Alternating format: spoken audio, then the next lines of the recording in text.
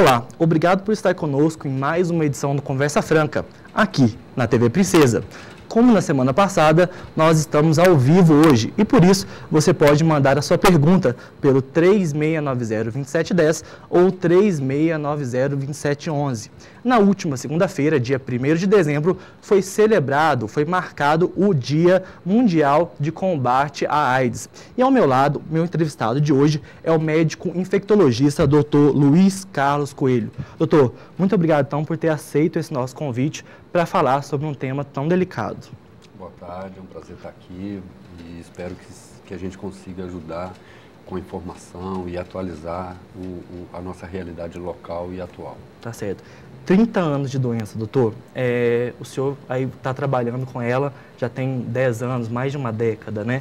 Em Varginha. Em Varginha. Mas como que é? O senhor trabalha também em Três Corações? Há 25 anos que eu lido com infecção por HIV e AIDS. Desde o momento em que eu estava no último ano de faculdade. Então eu sou daquele momento em que a gente não tinha nada para fazer, né? Que tratava as infecções oportunistas. Eu cresci na medicina e aprendi medicina ao longo da pandemia do HIV. Explica pra gente um pouco dessa história da doença. Como que ela surgiu e como que quais são os sintomas, como que ela se dissipa? Bom, a infecção por HIV, né, a gente está aí com 30 anos de história dos primeiros casos aqui no Brasil. Inicialmente eram de grupos muito restritos, da classe muito alta, que frequentava os Estados Unidos, Europa, os primeiros casos. Então, era um momento em que a gente tinha muita dificuldade, nós não tínhamos muito conhecimento, as pesquisas eram muito lentas ainda. Então, de certa forma, a gente vai para um outro momento em que começam a surgir as drogas antivirais. É uma patologia que virou uma pandemia mundial, muito investimento, porque ela era uma doença que atacava muitas pessoas de classe mais alta, com mais esclarecimento e com mais poder de pressionar a indústria farmacêutica e as instituições à pesquisa. Então, automaticamente surgiram drogas e a gente vem para um momento atual em que a gente tem 22 medicamentos, dos quais 11 já são produzidos no Brasil, que são medicamentos antivirais, que usados uns com os outros, a gente monta uma composição de antirretrovirais e consegue diminuir a replicação do vírus dentro do indivíduo. O senhor usou dois termos aí, pandemia e replicação. Explica pra gente esses dois termos. Certo, a pandemia é uma doença que vai para mais de 2 continentes. Então a AIDS a gente encara como uma pandemia, porque ela, num determinado momento, surgiu em vários continentes ao mesmo tempo. Então, isso é uma pandemia, é uma epidemia mundial, que pega mais de 2 continentes. E a replicação, o vírus ele não se reproduz, ele replica. Então, ele aumenta de quantidade muito rapidamente, porque ele vai multiplicando o número de si mesmo, fazendo cópias, né?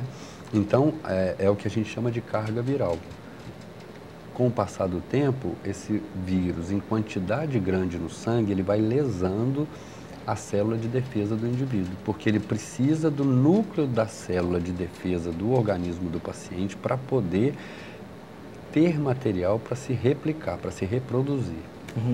Isso que eu gostaria que o senhor explicasse. A pessoa ela não morre por causa da AIDS, ela morre por outras doenças, porque ela perde o seu sistema de defesa, não é isso? Exatamente. O vírus ele entra dentro de uma célula de defesa, que é um glóbulo branco. Ele destrói o núcleo dessa célula de defesa, desse glóbulo branco, usa daquele material, se multiplica em milhares e cada um desses milhares vai para outra célula branca e destrói para manter o ciclo de reprodução do próprio vírus. Então, nesse momento, o vírus, ao passar pela célula, ele destrói esse glóbulo branco, fazendo com que a imunidade, a defesa do organismo daquele paciente fique baixa.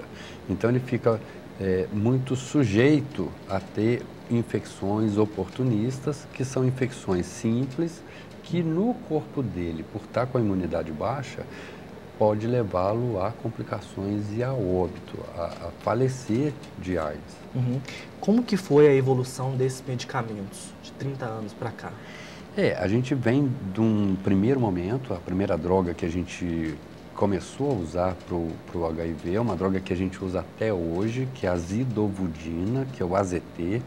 Acho que todo mundo já ouviu falar do AZT, que é uma droga para AIDS, porque é uma droga que lá naquele primeiro momento a gente usava em quantidade muito grande, tinha paciente que tomava 30, 40 comprimidos por dia, uma droga muito potente, ela tinha sido criada inicialmente há 50 anos atrás para tratar de câncer de mama, foi abandonada pelo tanto de efeito colateral que ela tinha e depois encontrou-se nela uma possibilidade de reduzir a força do HIV, porque inicialmente ele era tido como um câncer linfático, um câncer no sangue, antes dele ser totalmente conhecido como vírus.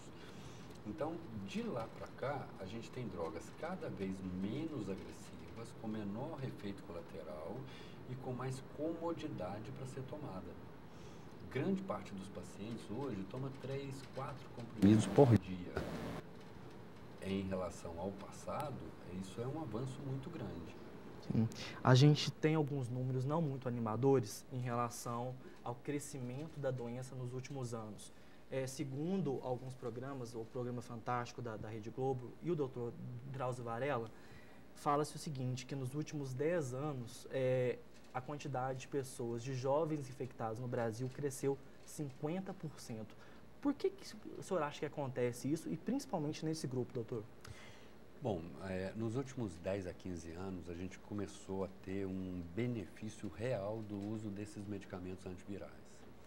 Então, a gente fala aí de a AIDS passar a ser uma doença crônica tratável, que não mata se o indivíduo estiver tomando o medicamento adequadamente. Então, uma doença crônica tratável prolongou e levou os indivíduos com infecção por HIV a ter uma sobrevida, uma quantidade de vida igual à população geral. E tomado adequadamente, esse coquetel de medicamento, ele faz com que o indivíduo tenha o sistema imunológico reconstituído para que ele consiga continuar tendo defesa contra as infecções oportunistas. É por isso que fala-se que a AIDS não tem cara? Não tem cara, é o fato de que hoje você não pode, pelo aspecto físico de alguém, dizer que tem AIDS ou que não tem AIDS.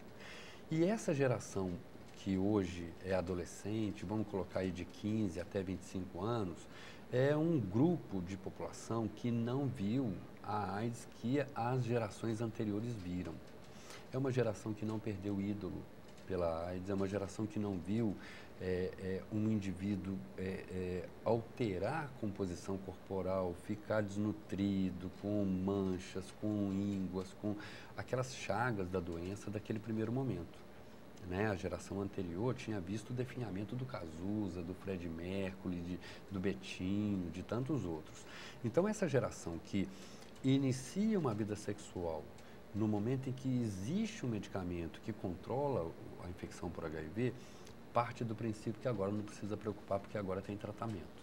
Uhum. Então, o fato é que é uma geração que passa a se expor muito mais, né? Os extremos de idade, você tem aí os jovens de 15 a 25 anos, adolescente e adulto jovem, né, que se expõe, e o outro extremo é o idoso que depois do advento do Viagra, quando começa a ter droga para melhorar a potência sexual, retoma uma vida sexual, mas não foi muito alertado para o uso da camisinha. Então, não era acostumado. Não era o costume. Uhum. Então, quer dizer, a gente teve um momento de avanço dos casos de AIDS em idosos e agora a gente tem um avanço de casos em adultos jovens e adolescentes. Que, na verdade, é um grupo que, por mais informação que tenha, e essa informação ela está aí disponível, está na escola, está na mídia, está nos jornais, nas revistas, o uso da camisinha é tido como algo que quanto todo mundo sabe a importância da camisinha para prevenir AIDS, né? E são jovens que têm um outro fator que os fazem não usar. Porque não adianta ter a informação e não ter a consciência preventiva, né? E esse outro fator que desencadeia toda essa exposição ao risco é o uso e abuso de álcool. Isso que eu ia tocar nesse assunto. O álcool, ele faz com que a pessoa perca um pouco a consciência. A noção de risco. O cuidado. Da mesma maneira que o indivíduo usa e abusa de álcool e dirige e bate o carro ou se acidenta, nessa questão ele se expõe.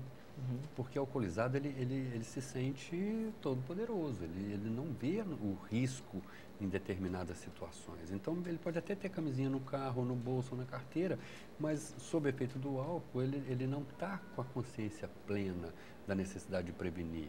É o momento ali que é importante. Então, a ideia é que a gente consiga trabalhar esses aspectos juntos e fazer com que esse público, que é adulto jovem, adolescente, independente de qual gênero, de qual preferência ou orientação sexual, entenda a importância de prevenir. Uhum. Por que essa importância de se prevenir? Não é o fato de ter um tratamento que melhora a quantidade de vida que vai fazer com que ele se exponha. Porque esse jovem, ele não tem a noção dos efeitos colaterais dos medicamentos, da complexidade que é tomar os medicamentos, da qualidade de vida que vai mudar em termos assim É uma rotina diária para a vida toda, né? É um né? renascimento para um outro tipo de comportamento de vida e de rotina. Existem as limitações, existe uma preocupação muito grande de ter que estar monitorando. Então, é uma mudança que esse jovem ele não tem a dimensão do tanto que isso vai repercutir na quantidade de vida que ele ganhou naquele momento ali. Quais são as formas de contágio? Continua sendo aquela questão do sexo não seguro, né? Seja ele oral, vaginal, anal. O sexo anal amplia muito realmente o risco. Isso é por causa das fissuras, dos cortes que acontecem durante o sexo, é isso? Porque aí tem contato com o sangue? Como que funciona o final isso? do intestino na verdade, o local onde existe a maior absorção de tudo que está ali no interior do intestino. É a última oportunidade do organismo de aproveitar o que está passando pelo intestino. Então, qualquer coisa que seja colocada naquela região vai ter uma absorção muito grande e muito rápida. Se não bastasse, existe uma elasticidade diferente da elasticidade vaginal para receber o coito. Então, é um local que machuca com mais frequência. As escoriações, elas são mais favorecidas, acontece mais de machucar, de escalabrar, de ralar. Então, é um local que tem muita porta de entrada para o vírus que seja depositado ali. Uhum. Não só também pelo sexo vaginal, também Claro, há esses claro. ferimentos, É oral, mesma É o coisa. mesmo processo. Em Então, relação a drogas injetáveis as também. drogas, o uso compartilhado de seringa é usar um material seringa ou qualquer material pérfuro-cortante que for usado em alguém não pode ser reutilizado ou usado em outra pessoa, né? Tanto é que hoje você vê que na área de saúde é tudo descartável, seringa descartável, é tudo, né, colocado dessa forma. Então, automaticamente, a gente tem aí, para a nossa região, o fator principal é a transmissão sexual. Porque a transmissão vertical, que é de mãe para o recém-nascido, a gente tem um projeto Nascer que ele quase que zerou, né? Ele zera a possibilidade de uma criança de uma mãe positiva nascer positiva também. Porque durante a gravidez a gente usa o medicamento, na hora do parto usa um outro medicamento e a criança toma o xaropinho, o medicamento durante 42 dias. Nos acidentes de trabalho com a área de saúde, com pérfuro cortante, a gente usa o mesmo processo, né? Então, para a população geral, a transmissão principal continua sendo o uso da camisinha, em termos de prevenção, para que a transmissão sexual seja bloqueada. Tá certo. Doutor, a gente está encerrando esse primeiro bloco, então a gente volta daqui a pouquinho falando mais sobre isso. Então, nós estamos falando hoje sobre os 30 anos do contágio contra a AIDS. A gente volta daqui a pouquinho, lembrando, você pode fazer a sua pergunta pelo 3690-2710 ou também pelo 3690-2711 para aqui para o doutor Luiz Carlos Coelho. A gente volta daqui a pouquinho, fique conosco.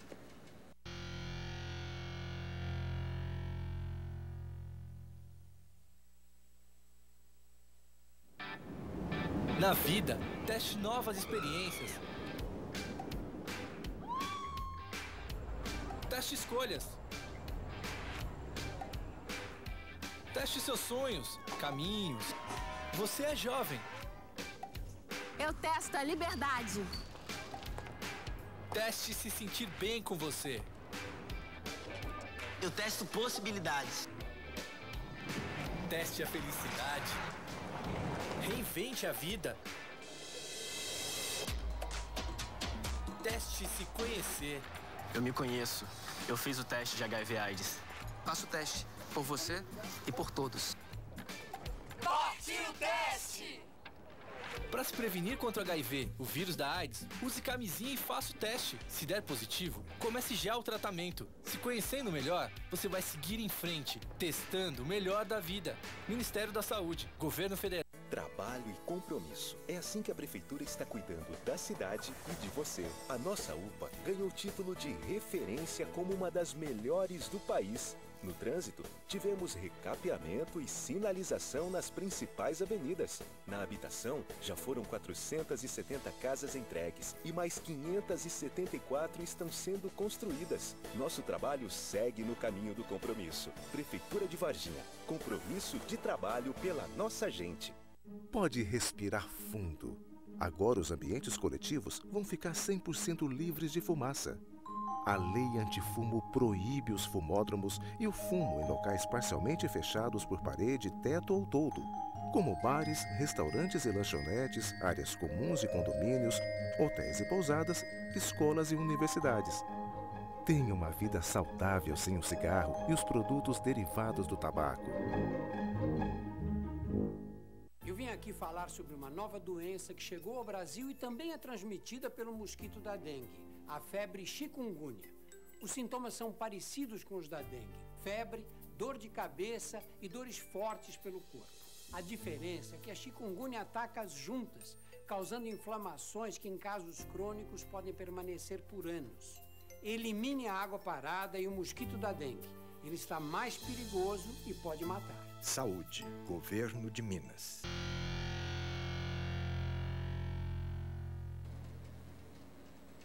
Estamos de volta com Conversa Franca. Lembrando, você pode fazer a sua pergunta pelo 3690-2710 ou 3690-2711.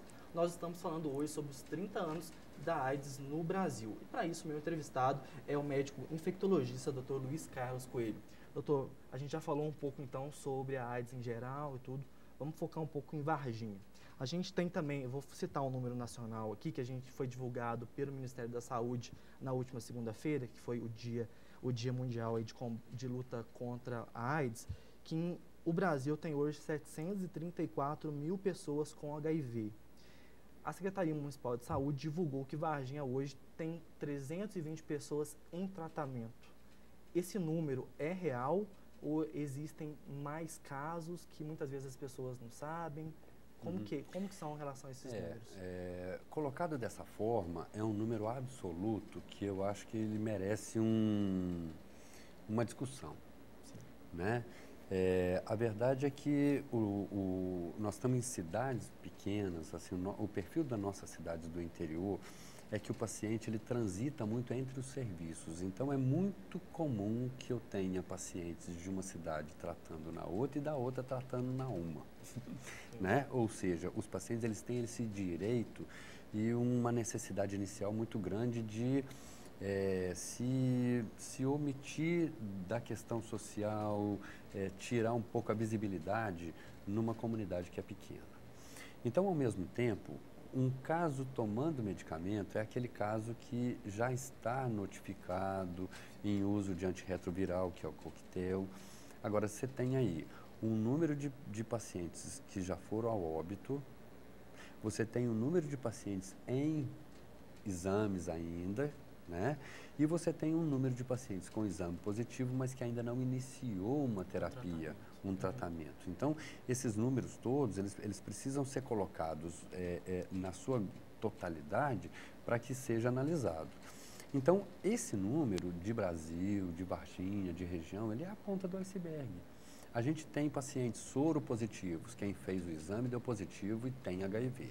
A gente tem pessoas soronegativas, que fez o exame, deu negativo, então é soro negativo. E a grande parcela da população que está nesse ato são soro interrogativos, são pessoas que não fizeram o exame, por isso não sabem se é positivo ou se é negativo.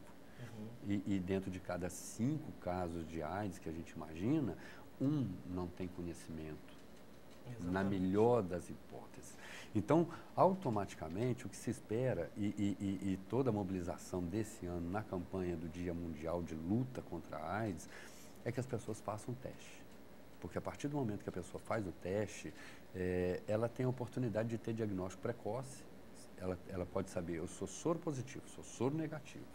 Então, Como que funciona isso em Varginha? Em Varginha, qualquer unidade básica de saúde pode pedir o teste, né? As estratégias de programa de saúde da família pode pedir o teste anti-HIV. O indivíduo ele pode ir lá voluntariamente em qualquer serviço da rede e pedir, eu quero fazer o teste HIV, ele vai ser encaminhado para o laboratório municipal, vai ser feito o exame e ele vai ser aconselhado, ele vai ser acompanhado. Mas existe aí um sigilo, né? Total. Total. A equipe é uma equipe assim multiprofissional, mas assim são pessoas que foram trabalhadas para lidar com aconselhamento pré e pós-testes, né? A gente tem um ritmo e um fluxo de exames e de informações que a gente tem uma garantia muito grande da ética dessa equipe. É uma equipe que está junta há muito tempo, talvez eu seja o mais novo nessa equipe. Ao longo desses 20 e tantos anos, o serviço ele iniciou provavelmente há 23, 24 anos atrás, com o Dr. Tadeu Henrique, que trabalhou até um determinado momento, e depois eu vim para somar, para contribuir. Então, na verdade, assim, já existe todo um fluxo e uma forma de lidar com a informação e com o paciente e de uma maneira que o acolhe e que garanta a ele o manejo adequado. Doutor, como que funciona em relação a esse teste? Depois de quanto tempo que a pessoa deve fazer o teste após a relação sexual que ela acha que pode ter havido a contaminação? Isso. Habitualmente, uma relação de risco, independente de quem seja, a pessoa teve uma relação sexual e não se cuidou naquele momento, não fez o sexo seguro, não usou camisinha. Naquele momento, ou naqueles dias seguintes, a gente faz um teste para ver como que era anterior a essa exposição. Porque, de repente, aquela pode não ter sido a relação de contaminação. Ele pode ter tido outra anteriormente e já era soro positivo. Então, no momento de um acidente desse, a gente encara como um acidente, né, de se expor ao vírus HIV, né, de fazer o exame para ver como era a sorologia dele antes do exame, do acidente ali. 60 dias depois a gente repete, né, 180 dias depois a gente repete, para provar que ele continuou negativo. Então, o ideal é que um exame seja feito em torno de 60 dias depois da relação de risco, para que a gente consiga ter a tranquilidade. Mas existe uma forma também que a pessoa teve a relação, ela achou que foi contaminada, existe aí o teste rápido e tudo, mas existem medicamentos que são tomados agora que evitam que a pessoa seja contaminada. Já tem 2 anos que a gente está autorizado a usar do mesmo procedimento que a gente faz em acidente com material pérfuro cortante para funcionário da área de saúde, para a população geral que se expõe acidentalmente. Ou a camisinha estourou, ou esqueceu de usar a camisinha, ou estava tonto, ou usou álcool, droga. Então, assim, qualquer relação de risco, é importante que o indivíduo saiba que ele tem até 72 horas para poder tomar uma providência de tomar medicamento a partir do momento que ele não conhece a sorologia, se é positivo ou negativo para HIV, aquela pessoa da relação que ele teve. A rede de Varginha está preparada para isso? Está preparada para isso acontece habitualmente. Existe um SAI, que é um serviço de assistência especializada, e uma unidade na Policlínica Central, que é onde funciona o programa de controle de DST/AIDS e hepatites virais, né? As unidades de pronto atendimento e pronto-socorro, isso é de conhecimento da classe médica e dos enfermeiros que fazem o protocolo Manchester, que é para selecionar os casos de urgência. Isso é tido como uma urgência, porque, na verdade, quanto mais rápido for feito o uso da medicação, maior a possibilidade dela realmente proteger. Doutor, o vereador Rômulo Azevedo Ribeiro está assistindo a gente e mandou uma pergunta aqui. Ele questionou o seguinte: como que a população pode ajudar no combate ao HIV e à AIDS? Queria que o senhor respondesse bem rapidamente, porque a gente está quase encerrando. Daqui a pouquinho o Francisco Pereira chega aí com o Jornal Cidade. Como que a população faz para ajudar? Eu acho que nós temos aí o próprio doutor Rômulo, ele é presidente da Casa Amor e Vida, que é uma iniciativa fantástica, né? E capitaneada por ele, o Gustavo Tavares, que é um militante que... esse movimento, eu acho que ele não só é legítimo, como ele também é a única maneira capaz de contribuir, porque é algo que parte da comunidade para ela mesma, encontrando estratégias locais. A gente não pode importar um slogan ou um cartaz do Ministério da Saúde para um Brasil continental do jeito que é e querer que ele valha para cá. Acho que a gente tem que discutir a realidade local e abordar as questões de maneira local. Até a resistência viral do nosso HIV é diferente de outros lugares. O perfil epidemiológico e toda a característica da epidemia do HIV/AIDS aqui no município e na região tem que ser colocado de maneira mais local. Então, a Casa Amor e Vida, o trabalho de militância do Gustavo, do próprio Dr. Rômulo, acho que é o que vai se somar com esse trabalho institucionalizado, que é do Programa de Controle de DST/AIDS, para que a gente consiga realmente contribuir com o jovem, com a população geral. Inclusive, eles vão fazer uma ação daqui a pouquinho, aqui no centro de Varginha, durante o Quinta da Boa Música, para falar aí sobre essa conscientização e tudo. Doutor, a gente está encerrando o programa já, queria que o senhor utilizasse esses últimos, nem minutos, são segundos, para fazer essas considerações finais. Bora fazer o teste. É o caminho. Tem que fazer o teste. A ideia é que todo mundo realmente faça o teste, conheça seu perfil positivo ou negativo. Tá certo. Doutor, então muito obrigado. Nós ficamos por aqui com mais essa edição do Conversa Franca. Você pode ver essa entrevista novamente ou as outras entrevistas que nós fizemos aí nesse mais de um ano de programa no nosso site, o www.varginhacultural.com.br. Você pode entrar em contato conosco e sugerir temas também pelo 3690-2710 ou 3690-2711, além do e-mail tvprincesa@fundaçãoculturaldevarginha.com.br. Você fica agora com o Francisco Pereira e mais uma edição do Jornal Cidade. A gente volta na semana que vem, na próxima quinta-feira. Doutor, muito obrigado então pelas informações. Eu que agradeço a oportunidade de estar participando.